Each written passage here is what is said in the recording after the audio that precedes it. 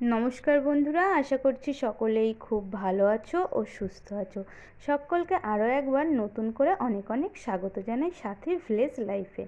তো সকলেই তো জানো, আর আমি এর আগে অনেকবারও বলেছি, যারা যারা ভিডিও দেখো তারা তো অবশ্যই জানো যে মায়ের ছোট্ট করে একটা সার্জারি হয়েছে, যার জন্য মা কিছু করতে পারছে না, সমস্ত কিছু আমাকেই করতে হচ্ছে।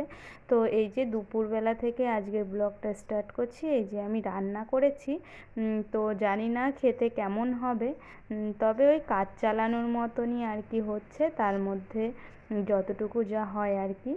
সে যাই হোক, তো তারপরে এই যে দেখুন, এখন তো আম গাছে পেকেছে, আর এবার আমটাও খুব বেশি পরিমাণে হয়েছে।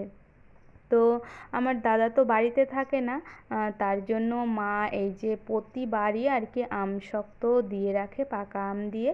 তবে এবার তো এতদিনে একটা দুটো হয়ে যেত, কিন্তু মায়ের শরীরটা তো ভালো না, সেই কারণে আর কি দেয়নি। তবে আজকে এই যে অনেকগুলো আম নিয়ে মা বিকালবেলাতে বসে পড়েছে, আমগুলোকে আর কি এই যে ছুলে হাঁড়িতে রেখে দিয়েছে। তো এখন ফ্রিজের মধ্যে আমি রেখে দেব, কালকে যখন রান্না হবে তখন আর কি এটাকে একটু জ্বালিয়ে আমশক্তটা দিলে ভালো হয়।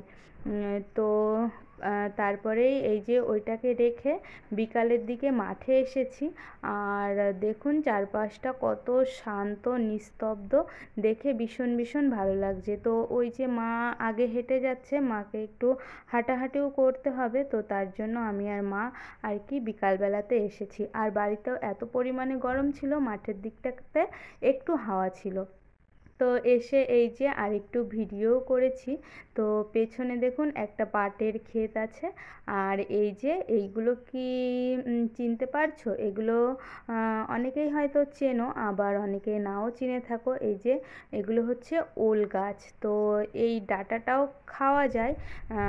তো একবার মা রান্না করেছিল।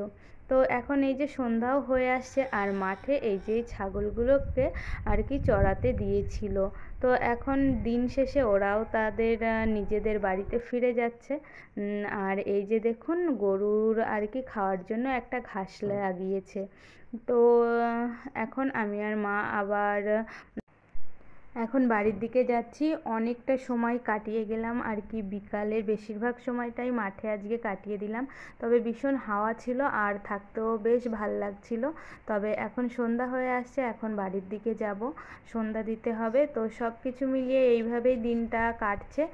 আর ঠাকুরের কাছে প্রার্থনা করছি মা যেন আরও খুব তাড়াতাড়ি সুস্থ হয়ে যায়। সকলে ভালো থাকবেন, সুস্থ থাকবেন, আবারও খুব শিগগিরই দেখা হবে।